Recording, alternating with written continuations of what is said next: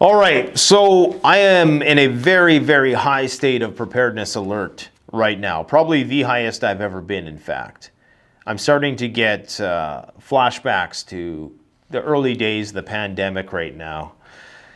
We're seeing the convergence of many different unusual events in and around the same time next week. And it doesn't take a tinfoil hat to start thinking that maybe these things are related. I talked briefly yesterday about a variety of different events that are about to unfold, okay? And now we're going to try to tie that into today's current event. So I want to reiterate what I talked about in the video yesterday. We're likely going to see the shutdown of the US government. It appears as though today they're reaching an impasse and it's imminent. We got about a day left for them to reach a deal. If they don't reach a deal, my concern is that this could be a long one. And what that means for the current geopolitical state of affairs is anybody's guess. It's one thing to have this happen in 2019 when it did last time and go 35 days. It's another altogether to do it while we're on the brink of a major hot war with China and Russia. Now, on the same day, and we were one of the first to break this story yesterday, thanks to a couple subscribers, in fact, who forwarded me something from a Telegram channel that is associated with the Russian Ministry of Defense. They claim that they're going to be doing a nationwide nuclear war scenario drill on October 3rd. This is nationwide. This is not just a simulation of how they're going to fight NATO. No, this is a Mad Max drill. Okay, how are we going to mobilize, implement martial law? How are we going to bandage critical infrastructure? How are we going to deal with a 70% casualty rate? Like the whole 9 yards, okay, happening on October 3rd. On October 4th, the US government, and FEMA, I presume, is overseeing this, is going to be sending out a nationwide emergency alert message to everybody's cell phone. Now, FEMA is important because apparently FEMA's only going to be getting funding if the government is operational. Once they run out of funding, that's problematic. Now, it's looking likely that we're going to see a government shutdown, okay? It's looking very likely that this exercise is going to go ahead in Russia on October 3rd and that the emergency alert sirens are going to sound on October 4th. If there ever was, and I'm not saying this is the case, I'm just saying if you ever wanted to get out of Dodge, it's a lot easier when the government is shut down.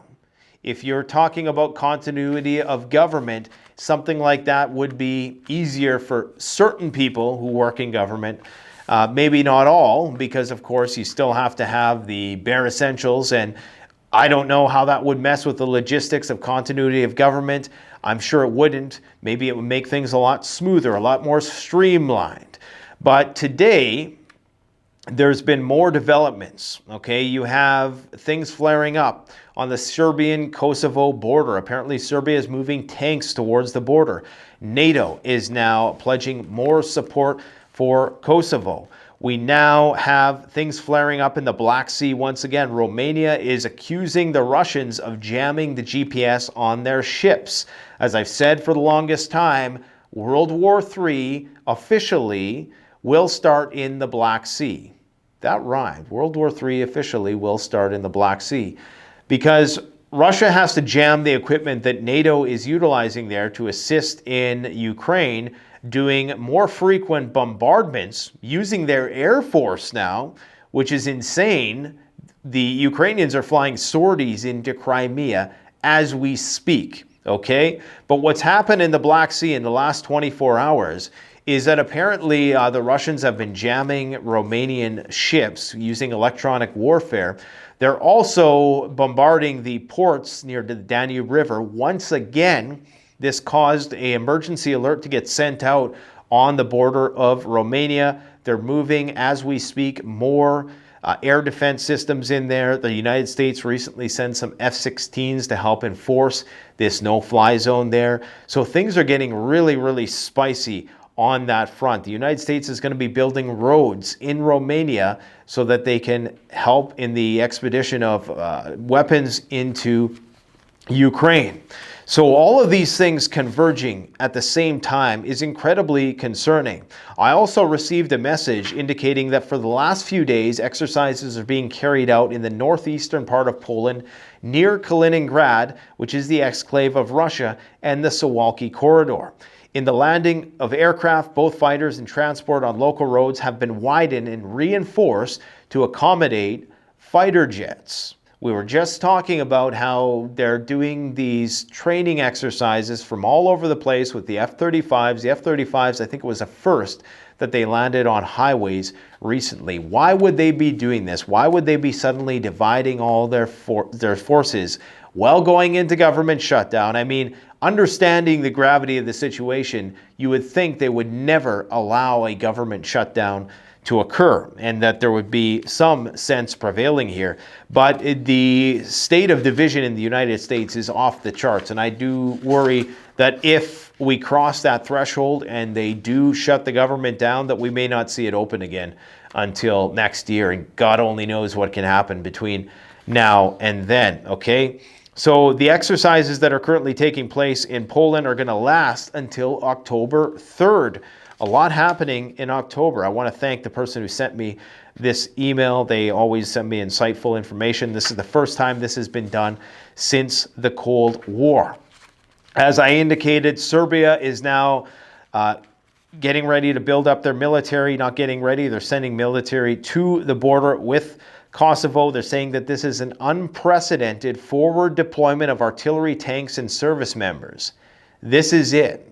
It appears as though the shit's going to hit the fan in Serbia and Kosovo. That which has been building up for many, many months now is about to ignite.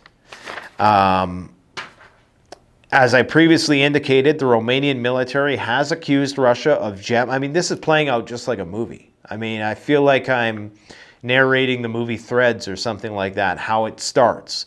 Okay, so we need to be on a very, you guys don't need to, I got to stop saying we need to, and I just got to start talking about what I myself am doing. It's not to the point where I'm sending out messages to my close family and friends just yet. I'll let you know when I do, but I'm on a very, very high state of alert. Like I really do, I'm getting flashbacks to COVID right now. Like just the, I don't know, the sense of urgency. Something's not right. So, but I could be out to lunch. I could be misreading the situation. So don't, just run with that. I encourage critical thinking. I never encourage people to just believe everything I say. General Daniel Petrușu, the army chief of the staff of Romania, said that Russia is actively and constantly jamming the GPS communications of ships in Romanian territorial waters, increasing the risks of collisions. Russia already said that it's open season on any Ukrainian vessel passing through the Black Sea because there's concern about weapon smuggling, if you want to call it that, from the Russians' perspective. Eventually, because of these more frequent bombardments on Crimea, they have to start intercepting these surveillance aircraft. This is where it's going to start. Okay, mark my words, we're going to see the downing of another NATO aircraft. We already seen it once. But NATO is then going to be forced to do something in response. Okay, what are they going to do is anybody's best guess. But Moscow has warned that it would treat civilian ships transporting grain or food in the Black Sea as military targets because they believe that they're being used to smuggle weapons. So the attacks on the Romanian border, according to Romanian authorities, have become the new normal. Day after day, we don't even hear about it anymore. What is going on the Romanian border with drones and emergency alerts being sent out? It's only a matter of time before Romania intercepts one of these incoming Russian missiles, and then Russia is no longer able to stop the flow of weapons into Ukraine, who it's fighting, meaning that eventually they're going to have to take out either the Romanian air defense systems or they're going to have to hit NATO somewhere. They're going to have to do something, otherwise they lose Crimea. That's quite possibly what may happen. Right now, it appears as though it's not a frozen conflict just yet. The Ukrainians are trying to create this wedge into the south, and they are trying to widen it first before many military analysts on the Western persuasion side are saying that they're going to do the blitzkrieg maneuver, but they have to make sure that they don't get themselves into a cauldron first. I'm not a military expert, but I think that's rudimentary enough at this point that most people can understand what I'm saying, okay? Last week, as the risk of drones hitting Romania amplified, 4 F-16 fighter jets from the U.S. Air Force arrived at Fitesi Air Base in Romania on September 22nd in support, and we talked about this a week ago. Photographs released, yes, so they are there now, and so that means that the United States, and really it doesn't really matter, a NATO jet is a NATO jet, but it means that they're now there, and just today, Romania is moving more air defense systems closer to the border with Ukraine. We talked about this all last year. I remember distinctly talking about, I talked about a story, and nobody else had talked about this at the time. I think it wasn't even really mainstream at all. There wasn't even in the alternative media channels. But Romania has been preparing for this very thing long before there was ever an issue at the ports. Last year, they were getting prepared to do this already. Now, more importantly, perhaps, get a load of this. The Finns are about to build trenches and pillboxes along the Russian border. Think about that. This massive border that they share with Russia, they're about to build trenches and pillboxes along that border. Does it take a rocket scientist to think about what's about to come next? I don't think so. The Finns are now buying up farmers' land along the border to dig trenches and put in pillboxes. And that construction is probably going to start immediately in some spaces, not all. Of course, they have been building that border fence. They started building the border fence, but this is insane. Okay, you only build think about that for a second. Imagine if Canada and the United States, just for perspective of that, the United States started building trenches and pillboxes along the border. What would we as Canadians think? We'd think, oh shit, it's about to go down. Well, it probably is about to go down. Putin has signed a decree on autumn conscription.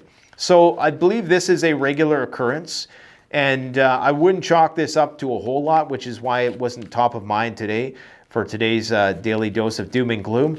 But 130,000 conscripts, many, of course, will be vacated from their posts. They've done their time. Now the new batch of conscripts has come in. I presume that this new batch of conscripts, I'm guessing that not a lot of the conscripts, and this is probably where they're going to do something sneaky. I'm pretty sure what happens is you get new conscripts in, and the other ones have served their term, and they are released. Maybe they're not going to release as many this time, thus increasing the amount of military. Because according to numerous military experts, they're claiming that the Russians are starting to amass large forces once again. It appears as though they're trying to do some massive offensive into 5 new annexed territories in Ukraine, meaning that this war is barely even getting started, okay? So with all of these things going on, and now you have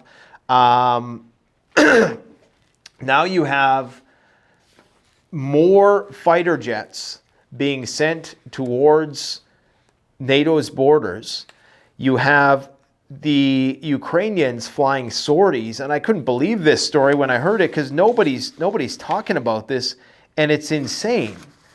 What they're doing is they're actually, I think there was 11 Su-24 tactical bombers armed with Storm Shadow missiles, with British Storm Shadow missiles, utilizing, of course, NATO spotting planes in the Black Sea, attacked Crimea. The Russian think tank Rybar reported that Ukrainian forces enacted another massive strike on Crimea just a few hours ago.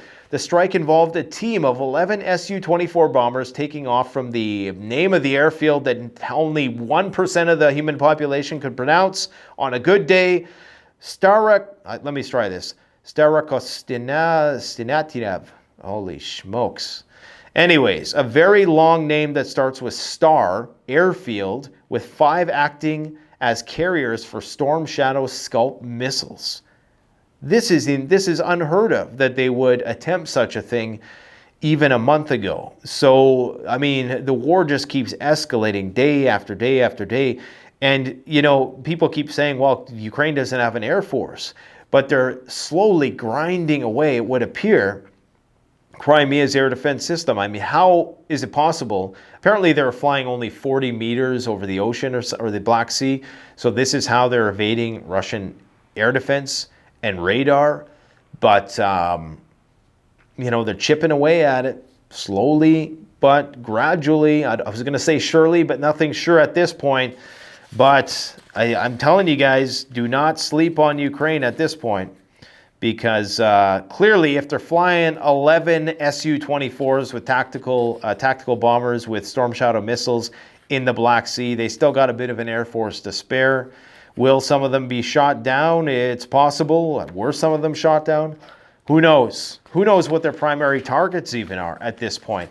They're just, eventually they want the Kerch Bridge. They've said they want the Kerch Bridge. And when they get the Kerch Bridge, I think that's when things get really, really spicy. All right. One Ukrainian drone caused a blackout in Russia, in Kursk. So the Ukrainian drone dropped 2 explosive devices on a substation, electrical substation, and wiped out power for a very, very large area. So, you know, the Ukrainians are still attacking Russia proper on a daily basis. Russia is getting ready to test nuclear weapons once again. And there was another story here that I wanted to talk about, but I can't seem to find it right now. What was it again? Oh, yes, it was a Russian weapon. The Russian Alabuga, Russian Alabuga complex will be more powerful than a nuclear bomb. Now, remember, David Pine and numerous guests that we've had on this channel have talked a lot about EMP weapons. Well, get a load of this. In the West, Alabuga is called a secret weapon that is more powerful than a nuclear bomb and is capable of disabling entire armies. The electromagnetic missile is capable of disabling all enemy electronics within a radius of 3.5 kilometers. That's a lot, depending on the altitude at which it's dropped, I guess, because it's typically line of sight with the EMP. Depending on the strength of the EMP. The military plans to install these weapons on the latest Russian drones to scare away enemy aircraft, among other things. So they're going to fry the adversary's electronics. Some military equipment is hardened to withstand high voltages emitted by EMP, but not all. I'm presuming that most aircraft are not, even military.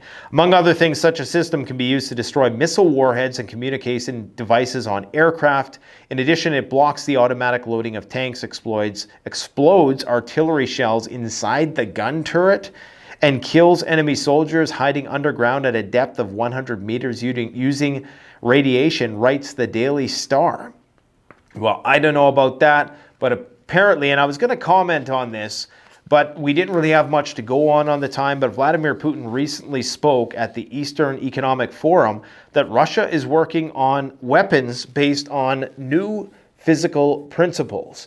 Now, you presume that in the very least, the United States and the West would be at technological parity with the Russians. But this day and age, you never know. Could they have one up on the Russians? It's hard to say. All Russian Su-34s now, or I should say all, but nuclear and hypersonic Russia adds super capability to Su-34 frontline bombers to deter NATO. So as of now, Russia's Su-35 frontline fighter bomber is upgraded to launch a long-range cruise missile capable of carrying a conventional nuclear warhead. Now, the missile is not new, the aircraft is not new, but the combination is new. But they have not been used in this one complex before, this article on the Eurasia Times indicates, and the new solution increases the variability of the use of both the missile and the aircraft, so they've now been integrated into strategic force. So what are we seeing all over? All these countries trying to buy F-35s as fast as they can, doing training off of highways because you want to distribute your air force. If there is a nuclear war, you want your military as spread out as possible. You don't want to give the enemy, entice the enemy for a concentrated target of any sort, which is why, you know, in this war that we're seeing here, you seldom see, especially closer to the front lines, more than a company of troops together at any given time, because, you know, it would be enticing for Russia to obviously target with conventional weapons, but if there was some large gathering of Ukrainian military with, they might want to use some of their tactical nuclear missiles. Thankfully, the Russians have not exhausted their weapons yet. It's funny how we don't talk about that anymore, but 4 months into the war, everybody was saying how Russia was going to be out of weapons soon. Well, it appears as though that is not the case. So these are going to carry Kinzhal nuclear-tipped missiles. Absolutely insane. In a conflict with NATO, the Su-34 could carry 2 Kh-101 Kinzhal missiles, cruise undetected to its launch points that launch the missiles from an unexpected direction.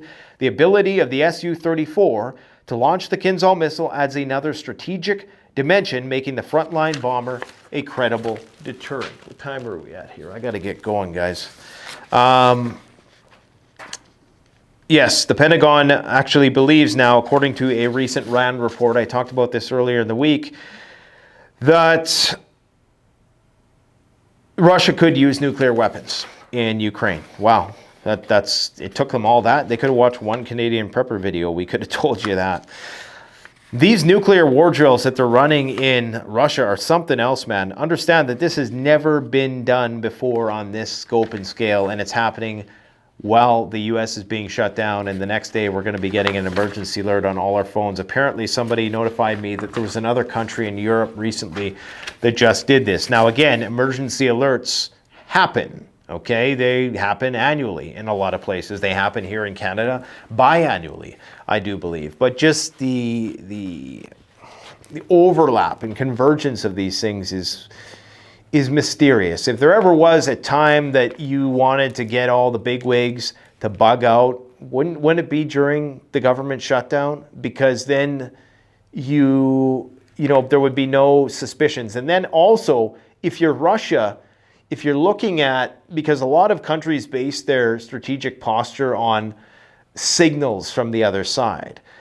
We did a video, in fact, that went over like 50 different signals. It was a declassified Soviet-era document that talks all about what the Russians would look at if they were concerned that nuclear war was imminent. They would look at things like, this was back in the day, right? They would observe, you know, a large grouping of people at a certain government building, or a large amount of flights to South America, or, you know, just a variety of different things that they would notice. To me, a government shutdown might be perceived as cover for guys ducking and covering in the bunkers. I mean, I'm not saying that's the case. I'm just saying right now, I'm on a very, very high state of alert. It just seems like so many things are teetering on the brink. We haven't even talked about finance yet. I got to bring my main man, Rafi Farber, back to break it all down. He's been releasing some really kick-ass reports lately, and he's got a really good handle on the situation, as do all our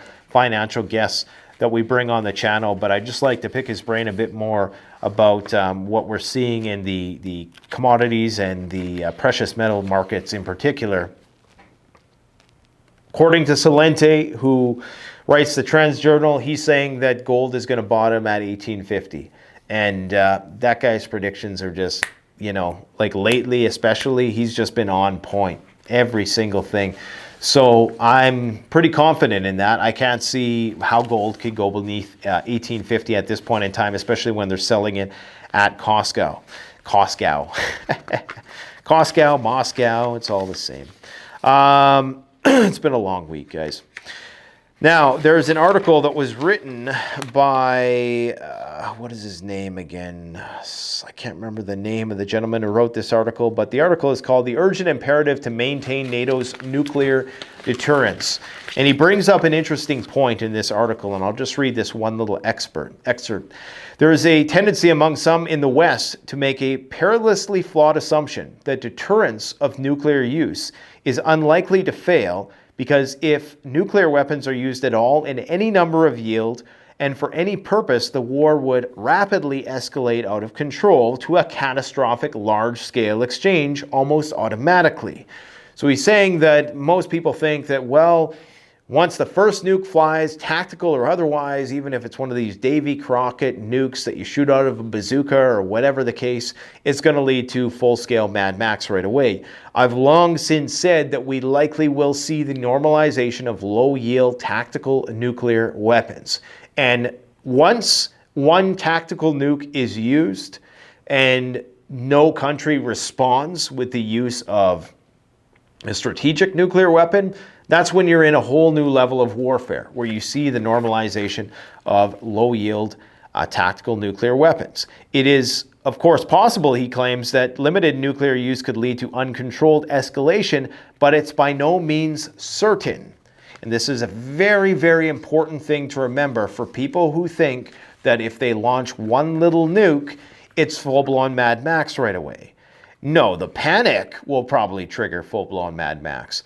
But that doesn't necessarily mean that just because a nuclear weapon is used, okay, that it's going to go strategic. And this is, you know, this is a whole new spin on things. And I think everything that we've learned in the last 5 years about these global disasters, a lot of it's been wrong. Nobody could have predicted that the government would lock things down the way they did.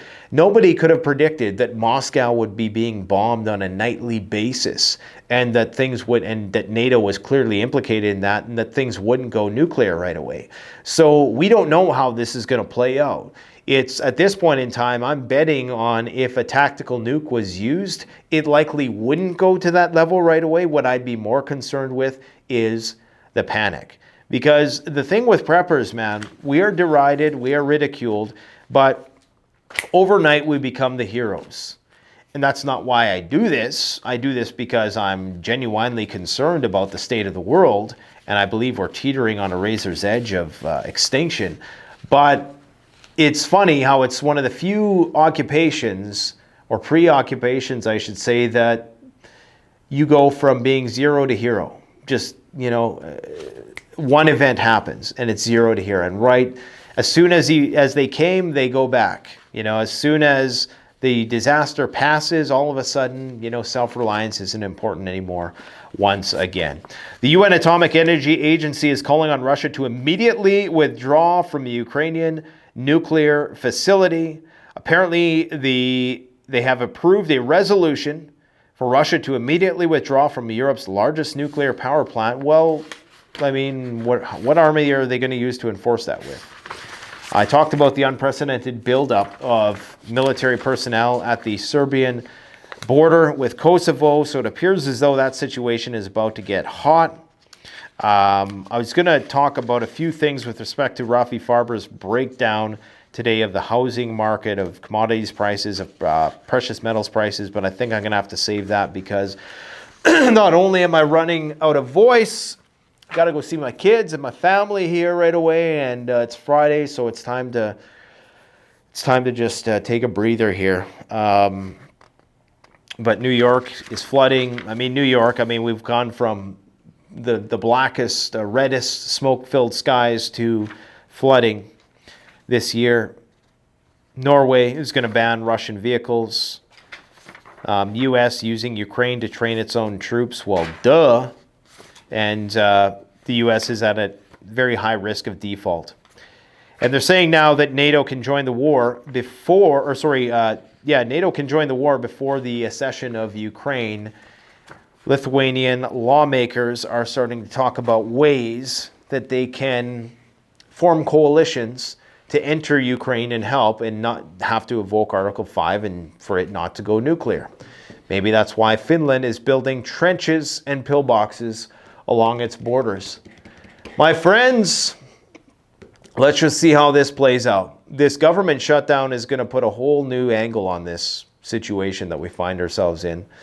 I'm not saying that a government shutdown, again, is unprecedented. It happens. But I do believe it's been happening. That if you look at the incidents where it's happened, when it first started to happen, you know, when in the Reagan years, I think, it happened for like a day or two or three or four.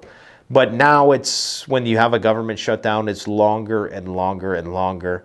and the debt's higher and higher, and you know the corruption's at an all-time high, and who knows how this plays into the whole geopolitical scheme. You got one side trying to cover something up, it appears, and they're going to hold on to their deaths, it seems, to this Ukrainian issue. And there's a few people now who are starting to say, yeah, I don't think we're ever going to allow you to do this. So we're at an impasse, and it's a whole new dimension on things. And I don't know. I don't know what to do. Just keep on doing what we do and try to live life, love life, keep on prepping, keep our head on a swivel. But my head is on like a super swivel right now. So just keep on prepping, my friends.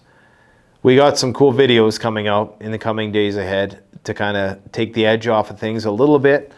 But I'm very concerned about the supply chain. I'm concerned about the postal services.